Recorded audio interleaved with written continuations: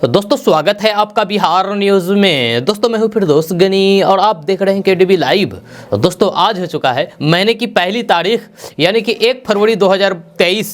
तो आज की बिहार की टॉप न्यूज़ लेकर आए हैं आपके लिए। तो चलिए शुरू करते हैं आज की पूरे बिहार की टॉप न्यूज़। तो दोस्तों वीडियो शुरू करने से पहले आपके लिए एक जरूरी सूचना है। सूचना ये है कि अगर आप क्रिकेट देखना पसंद करते हैं यानी कि क्रिकेट का फैन है तो फिर आपके लिए एक बहुत ही बड़ी खुशखबरी आई है। खुशखबरी ये है कि अब आप क्रिकेट से जुड़ी हुई हर खबरें एक चैनल पर पा सकते हैं और इस चैनल का नाम है सी स्पॉट। इस चैनल का लिंक इस वीडियो के डिस्क्रिप्शन में दे दिया गया है ऊपर में। आप वहां पर क्लिक करके आप इस चैनल में जा सकते हैं और चैनल को सब्सक्राइब कर सकते हैं। जहां सब्सक्राइब करने के बाद आपको क्रिकेट से जुड़ी हुई हर खबरें मिलती रहेगी और आप उससे अपडेट रहेंगे। तो अभी जाइए और उस चैनल को सब्सक्राइब कर दीजिए। तो चलिए फिर शुरू करते हैं आज की पूरे बिहार की टॉप न्यूज़। दोस्तों आज बिहार न्यूज़ में सबसे पहले बात करते हैं कि बिहार में सत्तारूढ़ जनता दल यूनाइटेड यानी कि जदयू में उभरा आंतरिक कलह अब थमता नहीं दिख रहा है। जब पार्टी के संसदीय बोर्ड के अध्यक्ष उपेंद्र कुशवाहा ने एक बार फिर से विभिन्न मुद्दों पर अपनी ही पार्टी को कटघरे में खड़ा किया, जहां उन्होंने साफ शब्दों में कह दिया है कि आज मुझे पार्टी में इज्जत देने की बात हो रही है, लेकिन हकीकत है कि पार्टी ने संसदीय बोर्ड का अध्यक्ष बना करके झंझुना थमा दिया है। बोर्ड को लेकर के कोई अधिकार तक नहीं दिया गया है। यह स्थिति यह है कि मुझे बोर्ड का सदस्य मनोनीत का भी अधिकार नहीं दिया गया है। उन्होंने कहा है कि जिन्हें अधिकार मिला है 2 साल गुजर जाने के बाद भी वे बोर्ड के सदस्यों का मनोनयन तक नहीं कर सके हैं। कल एक प्रेस कॉन्फ्रेंस में उपेंद्र कुशवाहा ने कहा है कि एमएलसी बना करके लॉलीपॉप थमा दिया गया है। जब बोर्ड अध्यक्ष बनने के बाद कई चुनाव हुए लेकिन कभी सुझाव नहीं मांगा। जो सुझाव मैंने खुद दिए उस पर भी कभी विचार नहीं किया गया। जब उपेंद्र कुशवाहा ने कटाक्ष करते हुए कहा है कि पार्टी में आने के बाद पार्टी ने यही इज्जत दी है। उन्होंने कहा है कि मुख्यमंत्री नीतीश कुमार कहते हैं कि मुझसे वे स्नेह करते हैं, प्यार करते हैं, जबकि पार्टी के ही कुछ लोग इस्तीफे की मांग कर रहे हैं। उन्होंने कहा है कि स्नेह प्रेम में लोग नज़दीक आना चाहते हैं और मुझसे इस्तीफा मांगा जा रहा है। उन्होंने जदयू से हिस्सेदारी मांगने का खुलासा करते हुए कहा है कि जो हिस्सा नीतीश कुमार ने लालू प्रसाद से 1994 में फरवरी में गांधी मैदान में मांगा था, आज वही हिस्सा मैं उनसे मांगता हूँ। उपेंद्र कुशवाहा ने एक बार फिर से साफ तौर पर कह दिया है कि बिना हिस्सा लिए पार्टी छोड़ करके नहीं जाऊंगा, चाहे तो मेरे सारे पद ले ले, मुझे किसी पद का लालच नहीं है, लेकिन मेरी मुख्यमंत्री से कोई नाराजगी नहीं है, किसी से कोई तलखी नहीं है। उन्होंने कहा है कि मेरा मकसद तो पार्टी को मजबूत करना है। दोस्तों बात करते हैं कि बिहार के अररिया से सीमांचल के गांधी कहे जाने वाले तस्लीमुद्दीन साहब के बेटे और पूर्व सांसद सरफराज आलम को 27 दिन बाद कोर्ट ने जमानत दे दी है। दरअसल 1996 में सरफराज आलम पर अपहरण का मामला दर्ज हुआ था। इस मामले में सरफराज आलम 26 साल से फरार चल रहे थे। जब सरफराज आलम हाजिर नहीं हुए तो फिर कोर्ट की ओर से सरफराज आलम के खिलाफ वारंट भी जारी किया गया था। जब पूर्व सांसद सरफराज आलम के अधिवक्ता कश्यप कौशल ने बताया है कि पीड़ित ने कोर्ट को खुद हकीकत बताई और कोर्ट ने जमानत दे दी है, इसीलिए न्यायालय ने उन्हें जमानत दे दी है। आपको बता दूं कि अपहरण मामले में वारंट जारी होने के बाद भी न्यायालय में उपस्थित नहीं हुए। इसके बाद उनके खिलाफ कोर्ट की ओर से कुर्की जब्ती का आदेश भी जारी हुआ था। दोस्तों बात करते हैं कि बिहार में आपराधिक घटनाएं बढ़ती ही जा रही है। जब दिन दहाड़े घटना को अंजाम दिया जा रहा है, कभी किसी की गोली मार करके जान ले ली जाती है तो कभी दिन दहाड़े पैसे लूट लिए जाते हैं। एक बार फिर से ऐसा ही मामला राजधानी पटना से सामने आया है, जहां एक स्वर्णकार कारोबारी से 50 लाख रुपए के सोने के जेवरात फिल्मी अंदाज में लूट लिए हैं। यह घटना की सीसीटीवी फुटेज भी सामने आई है, जिसमें देखा जा सकता है कि कैसे बदमाशों ने पूरी घटना को अंजाम दिया है। केवल 60 सेकंड में लूट की घटना को अंजाम दिया गया है। जहां पटना में स्वर्णकार ज्वेलर्स कारोबारी से 50 लाख रुपए के सोने की जेवरात की लूट की पूरी वारदात का सीसीटीवी फुटेज सामने आया है। घटना 28 जनवरी 2023 की बताई जा रही है।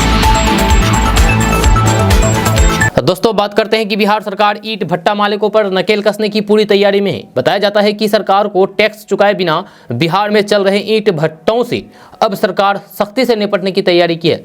जब बिहार में वैसे ईंट भट्टे जो ना तो टैक्स चुकाते हैं और ना ही सरकारी निर्देशों का पालन करते हैं, ऐसे ईंट भट्टों को बंद किया जाएगा। इतना ही नहीं, उन भट्टों पर जितनी ईंटों का निर्माण किया गया है वे भी जब्त किया जाएगा। खान एवं भूतत्व विभाग के निदेशक नैयर इकबाल की अध्यक्षता में हाल ही में राजस्व संग्रह की समीक्षा बैठक में ईंट भट्टों से होने वाले राजस्व संग्रह पर चर्चा की गई है। खान एवं भूतत्व विभाग की तरफ से बात भी सामने आई है कि कई जिले तो ऐसे हैं जहां ईंट भट्टों से 40% से भी कम राजस्व संग्रह हुआ है।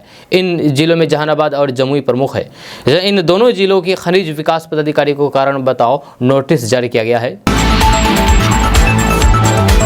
दोस्तों बात करते हैं कि उच्च शिक्षा के क्षेत्र में बिहार सरकार द्वारा उठाए गए सुरक्षात्मक कदम के बेहतर नतीजे सामने आ रहे हैं। जब बिहार में उच्च शिक्षा के प्रति बेटे बेटियों का रुझान तेजी से बढ़ रहा है, जब तभी तो उच्च शिक्षा में बिहार का सकल नामांकन अनुपात बढ़कर के 15.9 हो गया है, जो पिछले साल 12 था।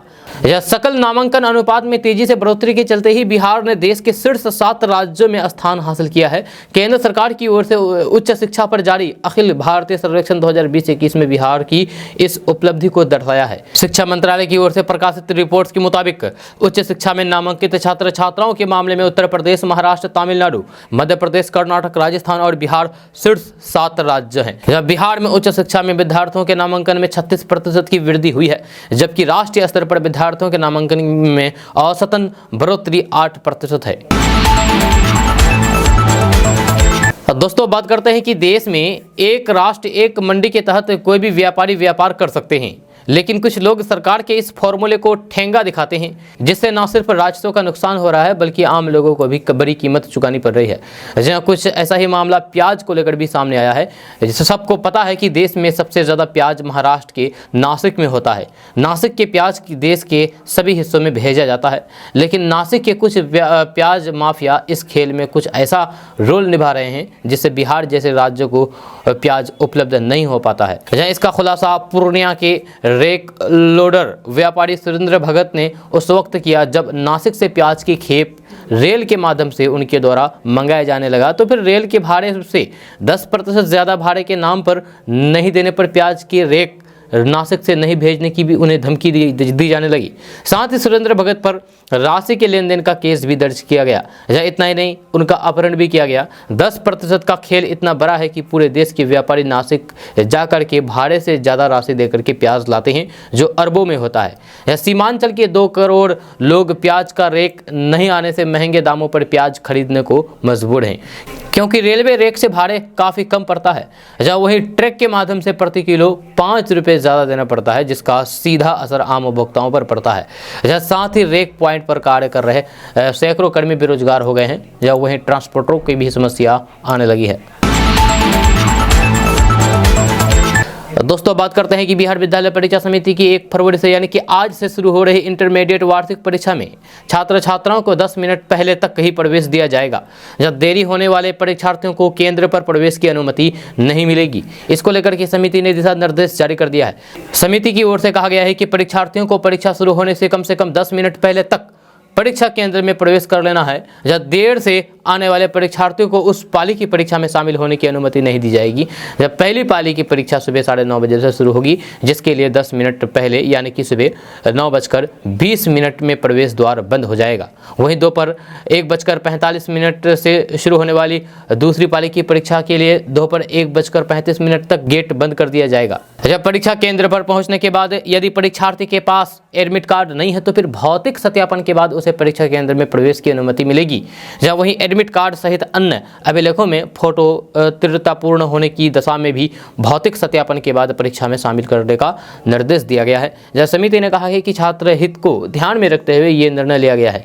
जहाँ परीक्षार्थी को फोटो युक्त अन्य प्रमाणित दस्तावेजों केंद्र अधीक्षक के समक्ष प्रस्तुत करना होगा। इसमें Aadhaar card, voter ID card, driving licence, PAN card, passport या फिर फोटो युक्त बैंक पासबुक दिखाना होगा। समिति की ओर से सभी केंद्रों पर मेन गेट के साथ ही परीक्षा कक्ष में भी छात्र छात्राओं की तलाशी लेने का निर्देश दिया गया है। मेन गेट पर प्रतिनियुक्त दंड अधिकारी और फिर पुलिस बल की मौजूदगी में तलाशी ली जाएगी। जब महिला परीक्षार्थियों की तलाशी लेने के लिए महिलाओं की ड्यूटी लगाई गई है। जहाँ वही परीक्षा कक्ष में वीक्षक सभी परीक्षार्थियों की तलाशी लेंगे।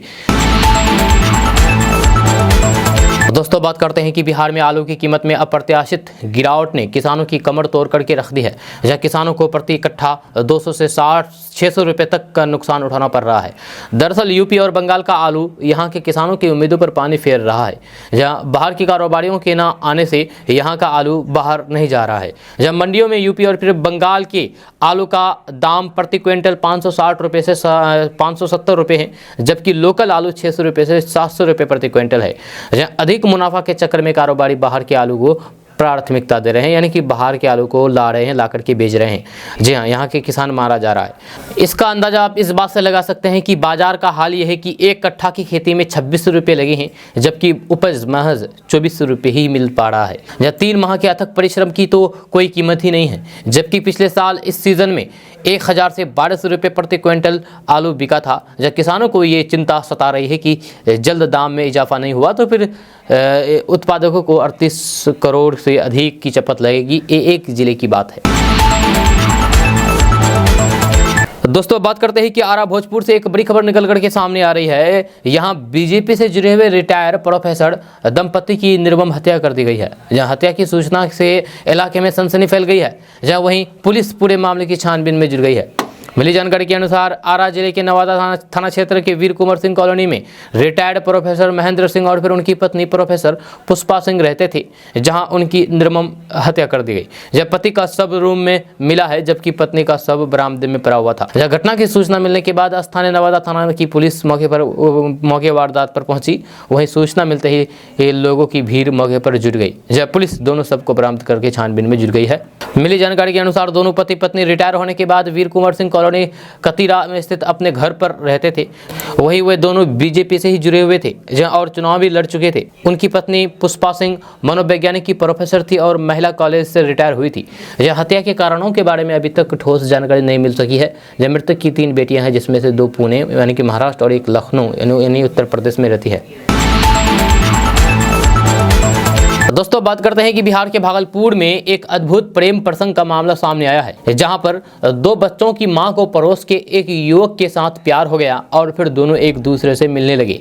इसके बाद महिला के पति ने दोनों को अपने घर में आपत्तिजनक हालात में पकड़ लिया। हालांकि महिला अपनी प्रेमी के साथ रहना चाहती है, लेकिन महिला के प्रेमी ने उसके साथ रहने से मना कर दिया।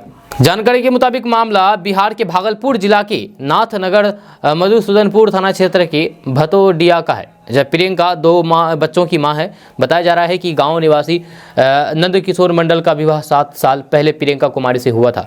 जब कुछ सालों के बाद ही प्रियंका कुमारी को गांव के एक युवक के साथ प्यार हो गया था और फिर दोनों एक दूसरे से मिलने लगे। जब महिला का पति जब घर पर मौजूद नहीं होता तो फिर वह अपने प्रेमी को बुला लेती थी, जिसकी भनक प्रियंका के पति को हो गई। इस बीच नंद किशोर मंडल ने दोनों को अपने घर में आपत्तिजनक हालात में पकड़ लिया। वहीं इसके बाद इस मामले को लेकर के गांव में पंचायत बुलाई गई, जहां पर नंद किशोर मंडल ने अपनी पत्नी को अपने साथ रखने से मना कर दिया। जब पंचायत ने फैसला सुनाया है कि प्रियंका अपने प्रेमी के साथ रहेगी, लेकिन महिला के प्रेमी ने उसके साथ रहने से मना कर दिया, जबकि महिला अपने प्रेमी के साथ रहना चाहती है। जहां आपको बता दूं कि फैसला न आने के कारण पंचायत ने तीनों को मधुसूदनपुर थाना पुलिस के हवाले कर दिया है। दोस्तों बात करते हैं कि बिहार का मौसम एक बार फिर से करवट लेने को तैयार है। यह मौसम विभाग ने बिहार के 5 जिलों के कुछ इलाकों में बारिश होने की संभावना जताई है। हालांकि मौसम विभाग ने बिहार के अन्य जिलों में तापमान में बढ़ोतरी होने की भी संभावना जताई है। इससे लोगों को कड़ाके की ठंड से राहत मिल सकती है। इस बीच मौसम विभाग ने बिहार के न्यूनतम और अधिकतम तापमान में 1 फरवरी से फिर से गिरावट की आशंका जताई है, यानी कि आज से। ऐसी स्थिति में बिहार के लोगों को फिर से ठंड का सामना करना पड़ सकता है, क्योंकि बारिश होने का अनुमान है। जब मौसम विभाग का कहना है कि सीवान, पूर्वी चंपारण, पश्चिमी चंपारण, गोपालगंज और सारण जिलों के कुछ हिस्सों में आज बारिश हो सकती है। आपको बता दूं कि बिहार के अधिकतर हिस्सों में आज बादल छाए हुए थे। जब बिहार के कई जिलों में सुबह के समय हल्के कोहरे की स्थिति भी बनी रही, इस कारण बिहार के लोगों को ठंड का सामना करना पड़ा। जब बिहार के अधिकतर इलाकों में शाम के समय में कनकनी ने ठंड को और बढ़ा दिया है। दोस्तों बात करते हैं कि केंद्रीय परिवहन मंत्री नितिन गडकरी ने एक बहुत बड़ा ऐलान किया है। नितिन गडकरी ने कहा है कि 15 साल से पुराने 9 लाख सरकारी गाड़ी 1 अप्रैल से सड़कों पर नहीं उतरेंगे। 1 अप्रैल से ऐसी गाड़ियों को सड़कों पर चलने से प्रतिबंधित कर दिया जाएगा। इनकी जगह पर नई गाड़ियां लाई जाएगी। नितिन गडकरी ने फिक्की यानी कि FICCI के एक कार्यक्रम को संबोधित करते हुए कहा कि सरकार ethanol, methanol, bio CNG, bio LNG और इलेक्ट्रिक वाहनों के उपयोग को सुविधाजनक बनाने के लिए कई तरह से कदम उठा रही है। केंद्रीय मंत्री नितिन गडकरी ने कहा है कि हमने अब 15 साल से पुराने 9 लाख से भी ज़्यादा गाड़ियों को कबाड़ में बदलने की मंजूरी दे दी है। इसके साथ ही प्रदूषण करने वाले बसों और फिर कारों के सड़क पर चलने पर रोक लगा करके उनकी जगह नई गाड़ियों को लाने के प्रस्ताव को भी मंजूरी दे दी गई है। सड़क परिवहन और फिर राजमार्ग मंत्रालय द्वारा जारी किए गए एक हालिया नोटिफिकेशन के मुताबिक 15 साल पुराने गाड़ी केंद्र और फिर राज्य सरकार की सभी गाड़ियों का रजिस्ट्रेशन 1 अप्रैल से रद्द कर दिया जाएगा और फिर उनको कबाड़ में शामिल कर दिया जाएगा। इनमें ट्रांसपोर्ट कॉर्पोरेशन और फिर सार्वजनिक क्षेत्र में लगे गाड़ी शामिल है। हालांकि ये नियम देश के डिफेंस सेक्टर में लगे और कानून व्यवस्था को लागू करने और फिर आंतरिक सुरक्षा के लिए इस्तेमाल किए जाने वाले गाड़ियों पर लागू नहीं होता है। दोस्तों बात करते हैं कि फिल्मों या फिर धारावाहिक की तर्ज पर यानी कि धारावाहिक की तरह आज के दौर में आए दिन लव मैरिज के बाद लड़की को धोखा दिए जाने का मामला सामने आता रहता है। यह ताज़ा मामला कैमूर जिले से सामने आया है, जहां एक युवक ने एक लड़की को मोहब्बत के झांसे में फंसा करके कोर्ट मैरिज किया। इसके बाद 4 सालों तक उसके साथ शारीरिक संबंध बनाता रहा और फिर अचानक उसे छोड़ करके भाग निकला। जहां पीड़िता रोते बिलखते अपने पति के घर पहुंची, लेकिन कोई भी उसकी बात सुनने को तैयार नहीं थी। जहां ऐसे में न्याय की गुहार लगाते हुए मोहनिया थाना पहुंची। आपको बता दूं कि यूपी के गाजीपुर की रहने वाली एक लड़की ने जानकारी देते हुए बताया है कि मोहनिया का ही रहने वाला मुन्ना पासवान जिसका गाजीपुर मेरे गांव में घर के बगल में उसका मौसी का घर है, वहां वह कभी कभार आता जाता था। मैंने अपने मोबाइल में पैसा डलवाने के लिए उसको अपना नंबर और फिर पैसा दिया था। उसके बाद मेरे नंबर पर फ़ोन करने लगा। जब बात होते होते हम लोगों में प्यार हो गया। कई बार साथ में बाहर घूमने गए और फिर रिलेशन में भी रहे। इसके बाद हम दोनों ने कोर्ट मैरिज कर लिया। जहाँ लड़की ने बताया है कि वह 3-4 सालों से मेरे साथ रिलेशन में भी रह चुका था। जहाँ 2 साल पहले मुझसे शादी किया था, अब मुझसे चीट करके बिना बताए 10 से 15 दिन से अपना फ़ोन बंद कर दिया है और आज उनकी दूसरी शादी किसी और लड़की के साथ हो रही है। वह शादी करने जा रहा है, जबकि वह मुझसे शादी ऑलरेडी कर चुका है पहले से। जहाँ उसके पिताजी बोल रहे हैं कि मेरा बेटा 2-2 बीवी रखेगा, तुमको भी रखेगा और उसको भी रखेगा, जिससे भी शादी करने जा रहा है। मैं चाह रही हूँ कि मेरे सामने आकर के एक्सेप्ट करें कि हाँ वह क्यों दूसरी शादी करना चाहता है। लड़की ने कहा है कि अगर उसको दूसरी शादी करनी थी तो फिर मेरे साथ पहले शादी क्यों किया, क्यों मेरे साथ धोखा किया है। जहाँ उसको मुझसे हकीकत बता देना चाहिए था।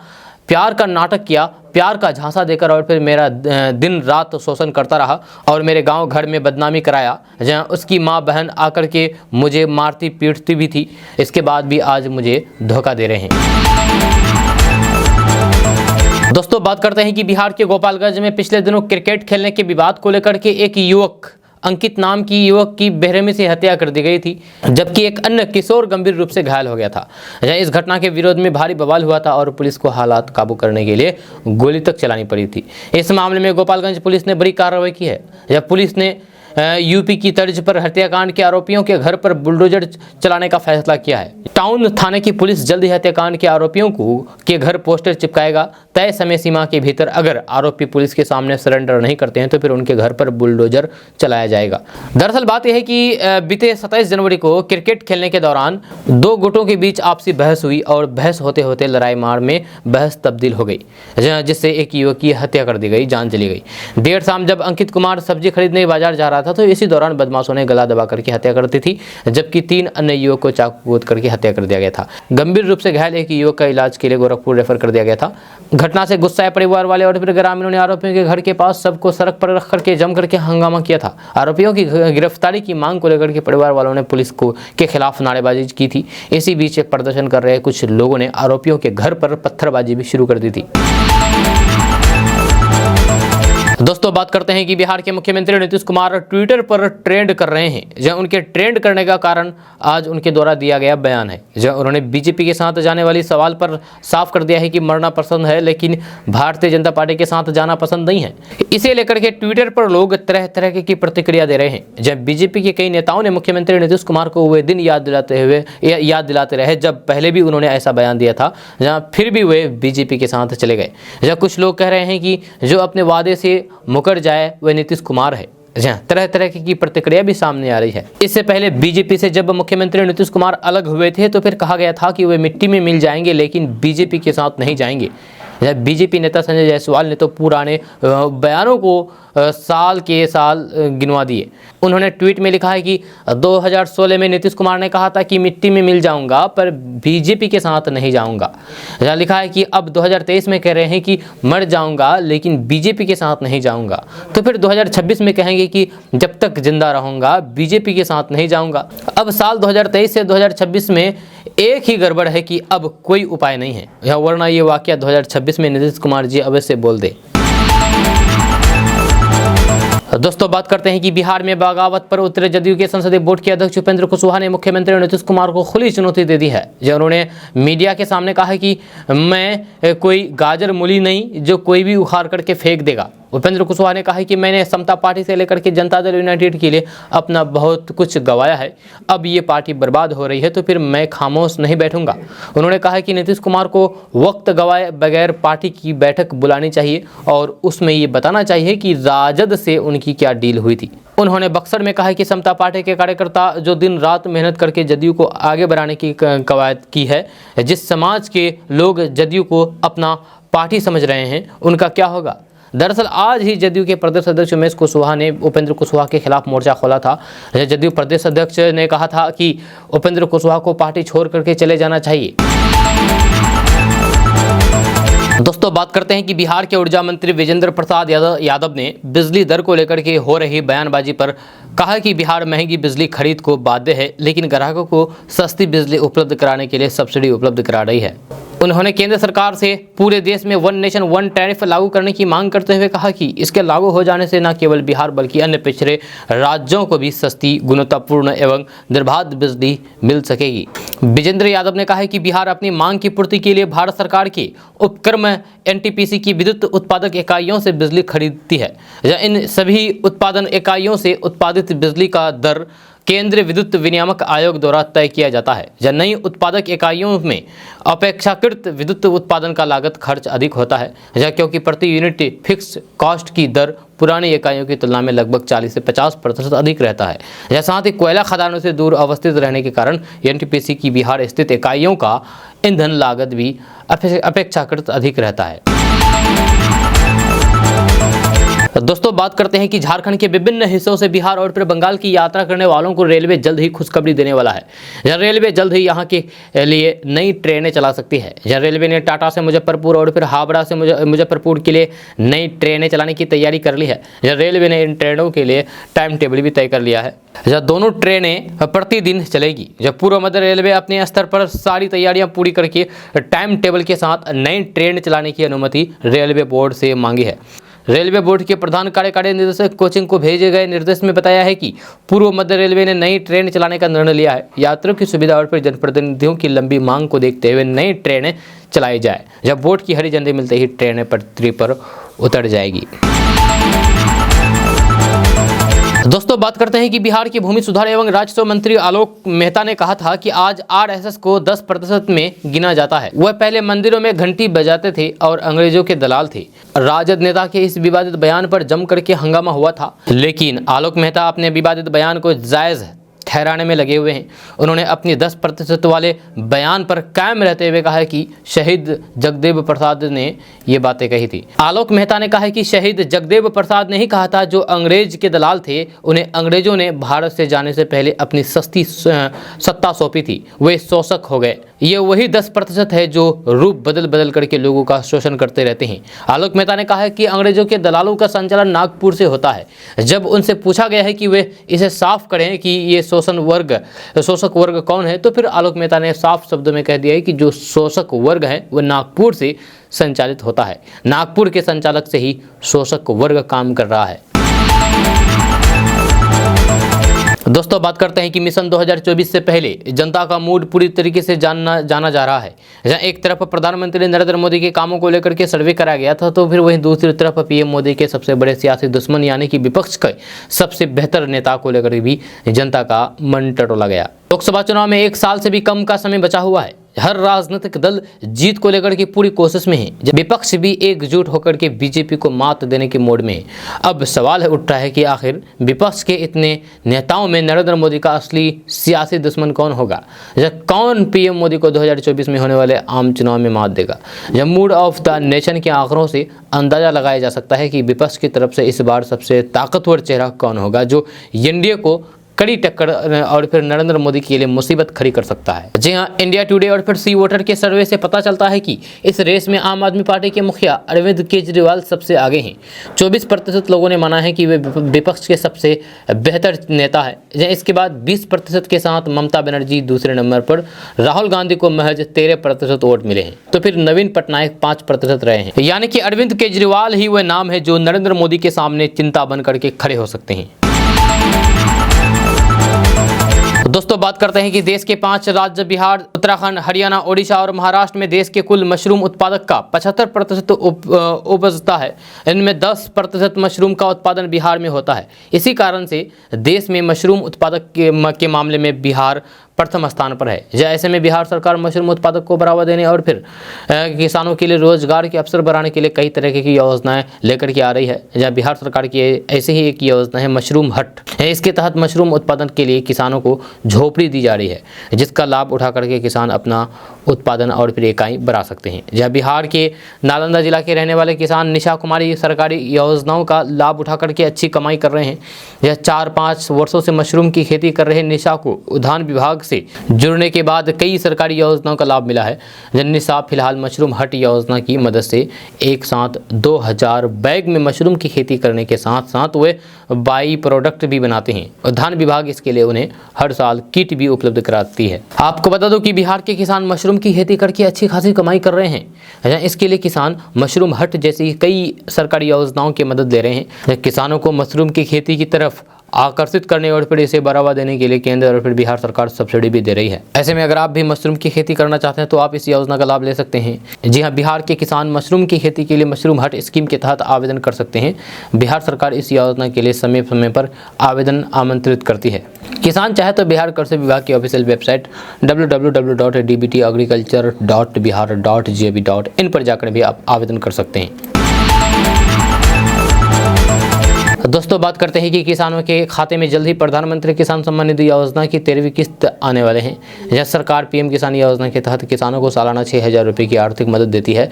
किसान इस समय 13वीं किस्त का इंतजार कर रहे हैं, लेकिन बिहार के सिवान के करीब 76,000 किसानों को इस बार किस्त से वंचित रहना पड़ सकता है। जी हाँ, बिहार के सिवान में अब भी 76,000 किसान का KYC नहीं कराया गया है, जबकि प्रधानमंत्री किसान सम्मान निधि योजना के लाभ लेने वाले लाभार्थियों को KYC कराना जरूरी है। ऐसे में किसानों को योजना के लाभ से वंचित रहना पड़ सकता है। इसको लेकर के विभाग ने किसानों से आखिरी मौका दिया है।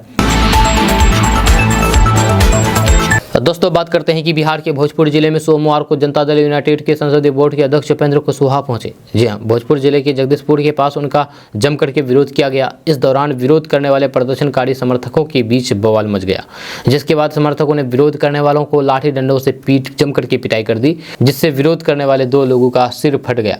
दरअसल उपेंद्र कुशवाहा बक्सर से भोजपुर जिले में एक निजी कार्यक्रम को लेकर के आए थे, जिसके बाद वहां से लौटने के दौरान जगदीशपुर नायका टोला के मोड़ के पास कुछ लोग उनका स्वागत करने के लिए खड़े हुए थे। तभी कुछ विरोध करने पहुंचे लोगों ने उपेंद्र कुशवाहा के गाड़ी के समीप काला झंडा दिखा दिया, जिसके बाद कुशवाहा समाज के कार्यकर्ताओं ने विरोध करने वालों को जमकर के पीटा है, जिससे 2 लोगों का सिर फट गया है। वहीं जख्मी ने बताया है कि उपेंद्र कुशवाहा के लिए हम लोग हमेशा खड़े रहे हैं, लेकिन आज उपेंद्र कुशवाहा समाज तोड़ने का काम कर रहे हैं, इसलिए हम सभी उनका विरोध कर रहे हैं। लेकिन शांतिपूर्ण विरोध करने के बाद भी उनके कार्यकर्ताओं ने हमें जम करके पीटा है, हमारा सिर फट गया है। उन्होंने कहा है कि उपेंद्र कुशवाहा ने अपने पार्टी में केवल गुंडों को पाल रखा है, आज आम लोगों का खून बह रहा है।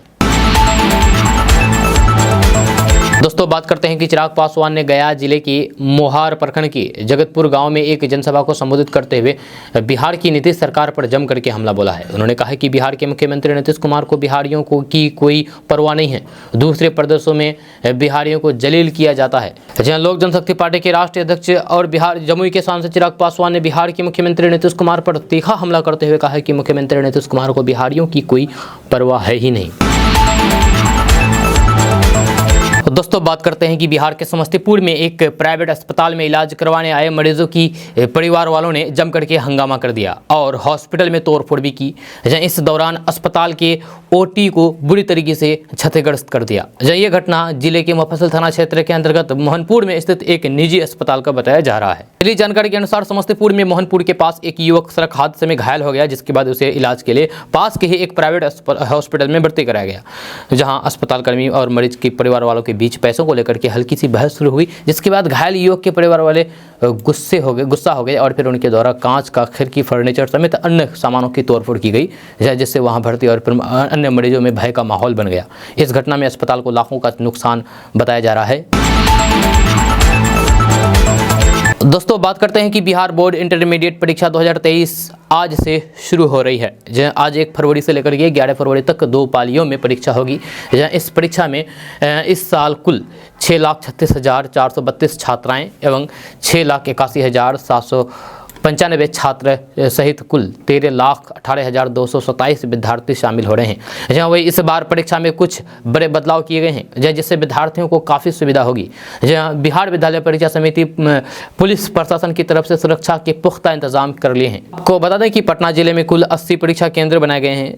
पिछली बार की परीक्षा में ये देखा गया था कि कई ऐसे विद्यार्थी थे जो अपना एडमिट कार्ड लाना भूल गए थे, ऐसे में वे परीक्षा नहीं दे पाए थे, लेकिन अब इसका उपाय निकाला गया है। जहाँ अगर किसी भी विद्यार्थी का एडमिट कार्ड खो जाता है या फिर घर पर ही छूट जाता है, तब भी वे परीक्षा दे पाएंगे, उन्हें एग्ज़ाम देने से नहीं रोक पाएगा। जी हाँ, क्योंकि अटेंडेंस सीट में स्कैन फोटो के साथ स्टूडेंट की पहचान भी पहले से ही दर्ज होगी। जहाँ इससे रोल कोड, रोल नंबर मिला करके उन्हें परीक्षा देने की अनुमति दी जाएगी। वहीं इसके अलावा अगर किसी भी विद्यार्थी के एडमिट कार्ड के गलत फ़ोटो या फिर किसी भी प्रकार की गलत जानकारी देगी तो फिर उसका फिजिकल वेरिफिकेशन किया जाएगा, जिसके आधार पर उसे परीक्षा में प्रवेश दिया जाएगा।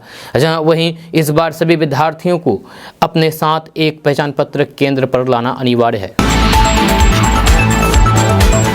दोस्तों बात करते हैं कि उपेंद्र कुशवाहा ने फिर से मुख्यमंत्री नीतीश कुमार और उनकी पार्टी की पोल खोल करके रख दी है। अति पिछड़ा कार्ड खेलते हुए उपेंद्र कुशवाहा ने कहा है कि मुख्यमंत्री अति पिछड़ा विरोधी है, अति पिछड़ा के बेटे को आगे बढ़ने देना नहीं चाहते हैं। उन्होंने अति पिछड़ा समाज के नेता को मंत्री तो बनाया, लेकिन उन पर भरोसा नहीं करते। जब मंत्री मदन सहनी के बहाने उपेंद्र कुशवाहा ने नीतीश सरकार की बखिया उधेड़ दी है।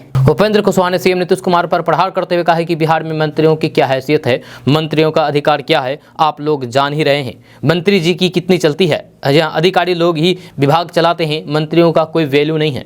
जब कुछ समय पहले अति पिछड़ा समाज के एक मंत्री ने इज्जत नहीं मिलने पर इस्तीफा देने तक की बात कर दी थी। उस समय विभाग में तबादला का मामला था, जहां उनकी बात नहीं सुनी गई थी। विवश होकर के उन्होंने इस्तीफे का ऐलान कर दिया था। उन्होंने कहा कि मंत्री के रूप में लीडरशिप नहीं उभर रहा या फिर उभरने नहीं दिया जा रहा है। लगता है कि अति पिछड़ा समाज के जो मंत्री हैं उन पर मुख्यमंत्री जी को भरोसा नहीं है। ऐसे में जिसके ऊपर भरोसा हो उसी में से किसी एक व्यक्ति को राज्यसभा की सदस्यता या फिर विधान परिषद की सदस्यता दे दें और पार्टी के मुख्य रोल में रखें, लेकिन उन्होंने ऐसा नहीं किया है। दोस्तों बात करते हैं कि रामचरितमानस पर विवादित बयान देकर के सुर्खियों में आए समाजवादी पार्टी के राष्ट्रीय महासचिव स्वामी प्रसाद मौर्य का रुख नहीं बदल रहा है। स्वामी प्रसाद मौर्य ने पूर्व विधायक भगवती प्रसाद सागर के घर वैवाहिक कार्यक्रम में शिरकत करने पहुंचे थे। उन्होंने फिर से बागेश्वर धाम के पीठाधीश्वर धीरेन्द्र शास्त्री को पाखंडी। साथ ही मौर्य का कहना है कि मेरे बयान से सिर्फ मुट्ठी भर लोगों के पेट में दर्द है। धीरेन्द्र शास्त्री पाखंड को बढ़ावा दे रही है। स्वामी प्रसाद मौर्य का कहना है कि उन्होंने रामचरितमानस को बैन करने की मांग नहीं की है, बल्कि इस अंश को हटने को कहा है जिसमें महिलाओं, दलितों और फिर आदिवासियों को गाली दे रहे हैं। जब धर्म का चोला ओढ़ करके अपराधी बैठे हैं। हनुमानगढ़ी के महंत राजू दास के द्वारा इनाम घोषित किए जाने पर स्वामी प्रसाद मौर्य का कहना है कि साधु संत धर्माचार्यों को गुस्सा नहीं आता है और गुस्सा आ भी जाए तो फिर श्राप दे देते हैं, जिससे सबका काम तमाम हो जाता है। लेकिन सिर काटने वाले अपराधी के रूप में बैठे संत धर्म की आड़ लेकर के बैठे हैं। दरअसल रामचरितमानस पर सबसे पहले विवादित बयान बिहार के शिक्षा मंत्री चंद्रशेखर ने दिया था, जिसके बाद उत्तर प्रदेश के पूर्व मंत्री और समाजवादी नेता स्वामी प्रसाद मौर्य ने रामचरितमानस को लेकर के विवादित बयान दिया है। ऐसे में दोनों नेता साधु संतों के निशाने पर आ गए हैं। दोस्तों बात करते हैं कि राज्य भूमि सुधार विभाग के मंत्री आलोक मेहता ने रेल परियोजनाओं के लिए जमीन अधिग्रहण की प्रक्रिया को जल्द से जल्द पूरा करने का निर्देश दिया है। यह बिहार में करीब 1 दर्जन रेल परियोजनाओं के लिए जमीन अधिग्रहण की प्रक्रिया चल रही है। अधिकतर परियोजना मुआवजे के स्तर पर ही है। यह मंत्री आलोक मेहता ने सभी जिला भू अर्जन पदाधिकारियों को निर्देश दिया है कि वे विभाग के स्तर पर किसी भी तरह की लापरवाही नहीं होनी चाहिए। मुआवजा और फिर रैयत की समस्याओं की निराकरण आदि के लिए रेलवे और फिर संबंधित अन्य पदाधिकारियों से समन्वय बनाए रखने को कहा है। दोस्तों बात करते हैं कि रोजी रोटी की तलाश में लगातार विदेश जा रहे भारतीय मजदूरों के फंसने की घटनाएं खूब सामने आ रही है। ऐसा ही मामला अब तजाकिस्तान से सामने आया है। दर्जन भर भारतीय मजदूर कंपनी की मनमानी के कारण वहां फंसे हुए हैं, जब वहां उनको खाने पीने के लिए लाले पड़े हैं। इसमें आधा दर्जन से अधिक युवक बिहार के रहने वाले हैं, जिसमें से सीवान के कई मजदूर शामिल है। ये भारत आने के लिए सरकार से गुहार लगा रहे हैं। जब भारत से रोजी रोटी की तलाश में तजाकिस्तान गए दर्जनों मजदूर कंपनी की मनमानी के कारण फंसे हुए हैं। जब मजदूरों और फिर उनके परिवार वालों का कहना है कि विदेश भेजने वाली दिल्ली की बड़ी इंटरप्राइजेज ने लाखों रुपए लेकर के वहां की TGM कंपनी के लिए भेजा था। जब दिल्ली की बड़ी इंटरप्राइजेज तजाकिस्तान की TGM कंपनी को मजदूरों के हित में काम करने वाली बता करके 1 महीने पहले भेजा था। यह एग्रीमेंट के अनुसार 11 घंटे ड्यूटी और फिर खाने पीने की जिम्मेदारी कंपनी की थी, लेकिन वहां पहुंचने पर कंपनी मनमानी करने लगी। मजदूरों को 11 घंटे के बजाय 14 घंटे काम करवाया जा रहा है। ओवर टाइम भी नहीं दिया जा रहा है। खाने पीने के लिए भी लाले पड़े हैं। खाना के नाम पर सिर्फ उबला हुआ आलू और फिर चावल के साथ पीने के लिए पहाड़ों से बहने वाले गंदा पानी दिया जा रहा है, जब वो भी समय पर नहीं दिया जा रहा है, जिसके कारण कई मजदूर मानसिक और फिर शारीरिक रूप से बीमार पड़ गए हैं। मजदूरों को ना तो सिम दिया गया है और ना ही उन्हें परिवार वालों से बात करने के लिए दिया जा रहा है। तो दोस्तों हम आपको नामकरण की एक अनोखी कहानी बताने जा रहे हैं, जिसके किरदार को पहले जानना जरूरी है। जहाँ उनके पिता पाकिस्तान और फिर माँ बांग्लादेशी है। जहाँ कपल ने अब अपने बेटे का नाम भारत रखने का फैसला किया है। जहाँ सुनने में ये थोड़ा सा अजीब लग सकता है, लेकिन इसकी वजह बहुत ही मज़ेदार है। जब दोनों ने इस किस्से को सोशल मीडिया पर शेयर किया है। जब मशहूर नशीद सिंगर उमर ईशा ने फेसबुक पर अपनी पत्नी और फिर बेटे के साथ एक तस्वीर शेयर की है। इस फोटो में बेटा दोनों के बीच सोता हुआ नजर आ रहा है। जहाँ उन्होंने लिखा है कि सभी नए माता पिता को चेतावनी और फिर हमारे जैसे व्यवहार करने वालों के प्रति संवेदना। मेरी पत्नी और फिर मैंने अपने पहले बच्चे इब्राहिम को एक शिशु के रूप में अपने बिस्तर पर सोने देने की गलती की है। आप नए माता पिता और फिर सभी को जानते हैं।